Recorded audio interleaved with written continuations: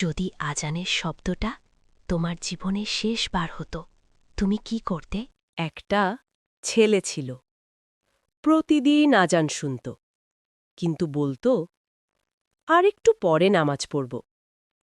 তার মা খুব আস্তে বলতেন, বাবা, সময় কাউকে বলে আসে না। ছেলেটা হেসে উড়িয়ে দিত। একদিন বন্ধুদের সাথে হাসতে হাসতে হঠাৎ তার বুকে ব্যথা শুরু হল।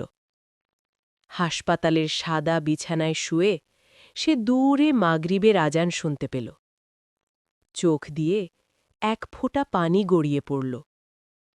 অক্সিজেন মাস্কের ভেতর থেকে সে খুব কষ্ট করে বলল, আল্লাহ, আরেকটা সুযোগ। কিন্তু সব সুযোগ সবার জন্য থাকে না। আজ যারা এই ভিডিও দেখছ, আজান এখনো বাজছে।